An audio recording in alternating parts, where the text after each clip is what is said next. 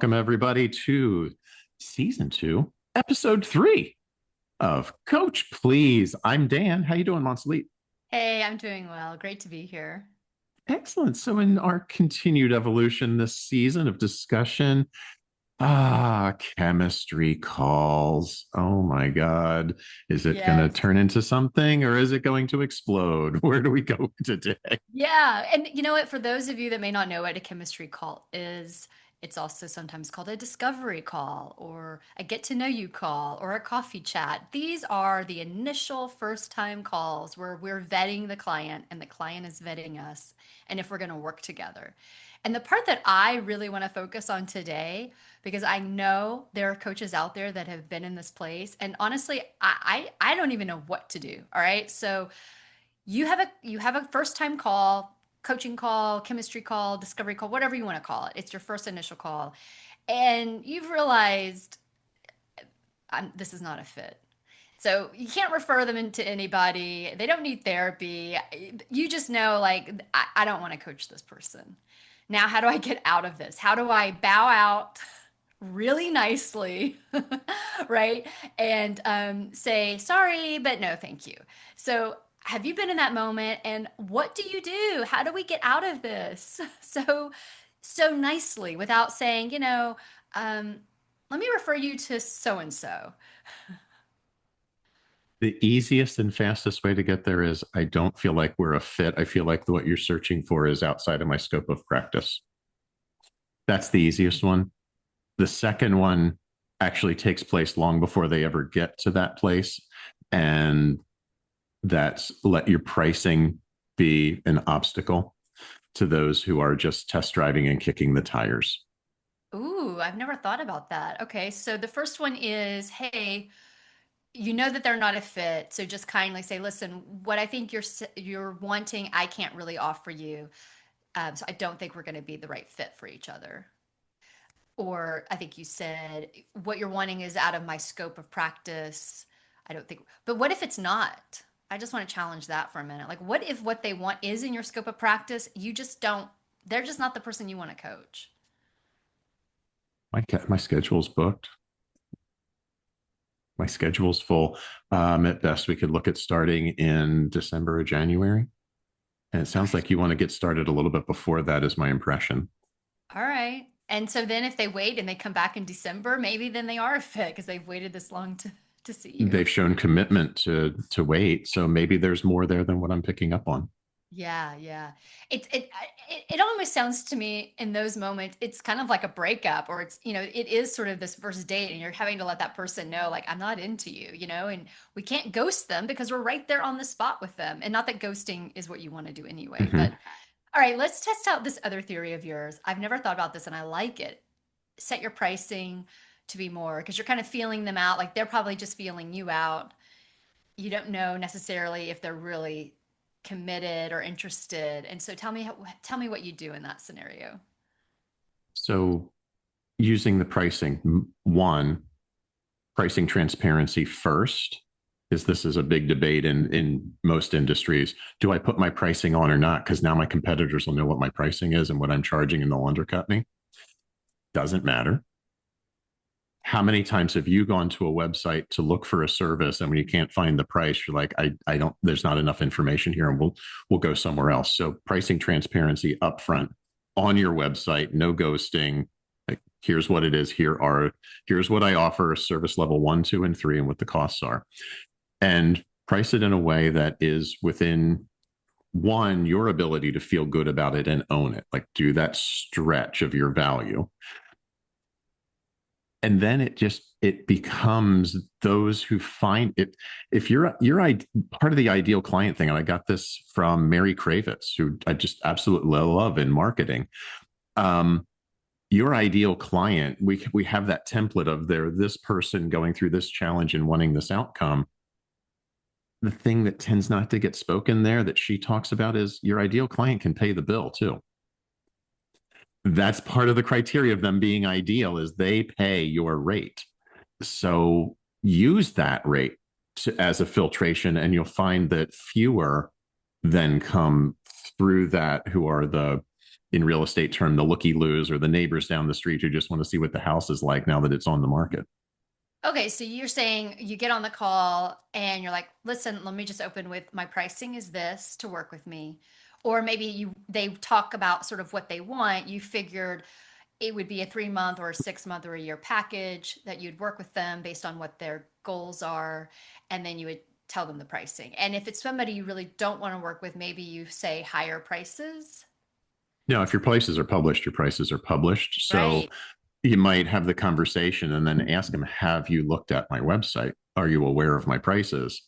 And then we get into it. Or book that I'm reading right now, Endless Customers by Marcus Sheridan. He uses a longer sales cycle, which is kind of interesting.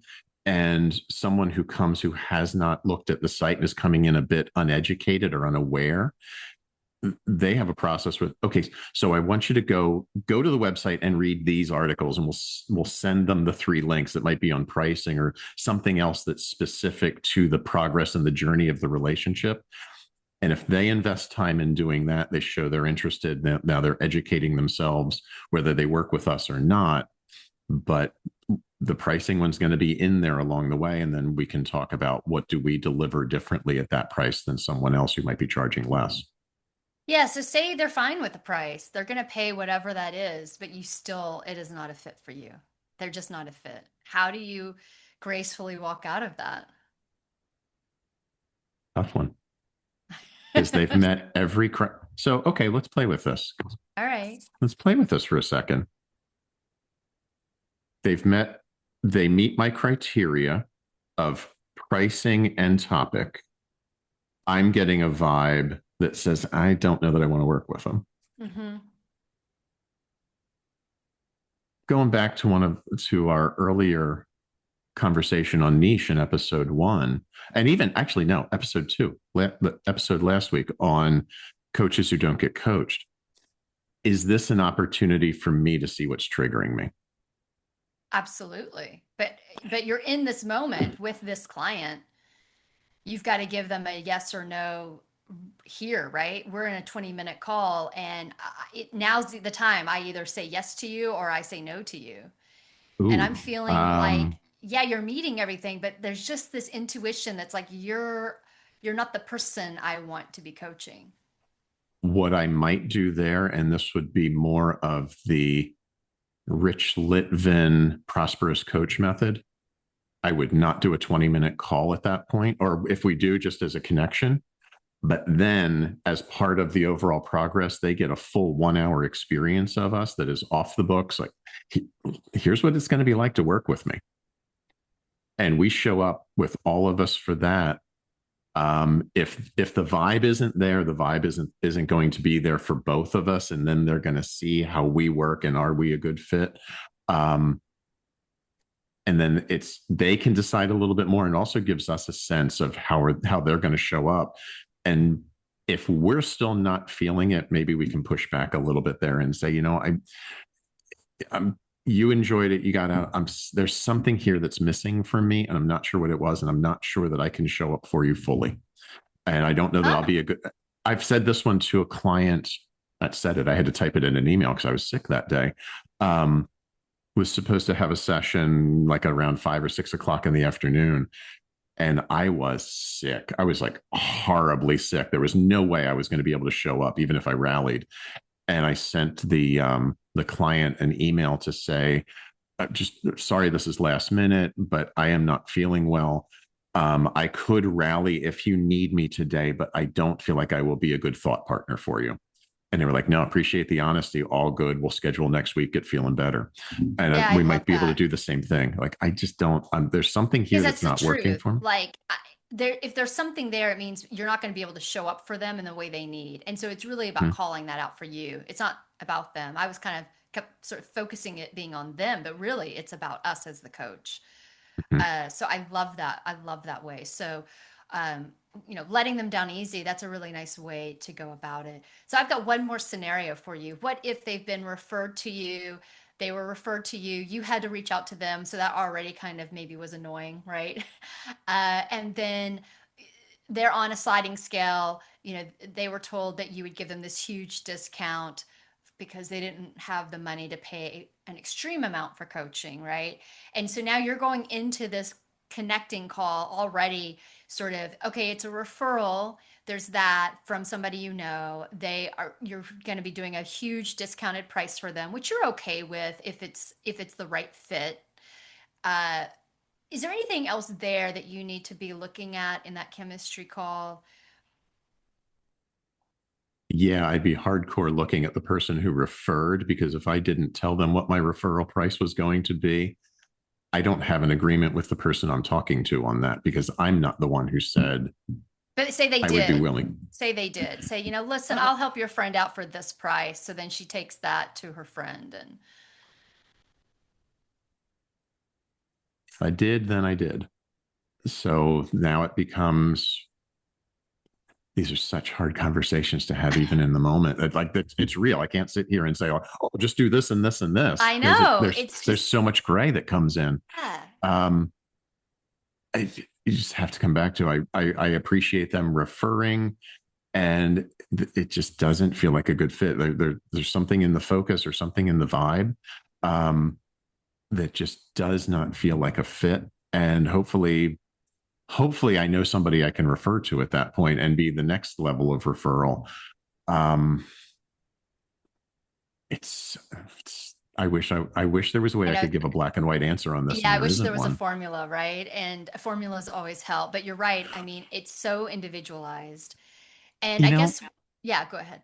actually, as I'm thinking about it here and we're having the conversation, I'm taken back to trusting our intuition, which is what you and I talk about all the time Mhm. in training programs, in season one, and Malcolm Gladwell in Blink, that we don't pay attention. And I'm sitting here right now thinking, as we're having a conversation to talk about it, we're in a bit of an overthinking mode, Yeah. rather than in that moment of what's my body telling me, what's my intuition saying, of do I go or not? Is it a hell yes or a hell no? Is it somewhere in the middle?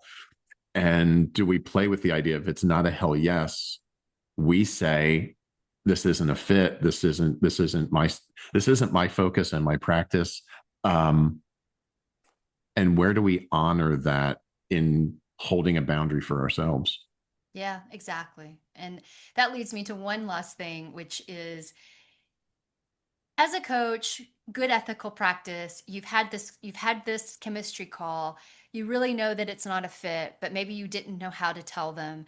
So you say something like, "Okay, let me get back to you with the details." And then you come back in an email to say, "Hey, it's not a fit." Would that be bad practice? Would it be better to do it in that moment of that session? It feels kind of passive aggressive to, it's like, it's not you, it's me. I don't want to have the difficult conversation. Why are you in this field if you don't want to have difficult conversations? Just own it. Yeah. So do it in that session. Do it on that call, whether it's face Yeah. to face or call, phone to phone. Yeah. Yeah. And the other thing is, if it's that, if you know it up front and you're sensing it's not a good fit, it's just like in dating. You know to call it early. This isn't what I'm looking for long term. If you do wind up in the relationship, in that contracting, in your contract, it most likely says that either party can terminate the contract after having a let's just have a conversation about it session. So even if you signed a 6 months contract, or the client signed one, there are still opportunities to end it, where you're going to be refunding them anything they paid that you're not using. So there's that. But in the work, if you see the stalling out, you can then call it, if you wind up in the progression with them and it still doesn't fit. But trust your intuition, drop in, and then figure out how to say it. All right. So there you go. How to deal with a complicated chemistry call that is not a good fit. And so if you loved what you heard today, everybody, please like and subscribe to our channel. And hey, in the actions or in the comments, if you've ever had a not a fit moment with a possible client, please let us know. We'd love to hear about it. Very good. We will see you in the next episode. Be well. Be well. See you soon.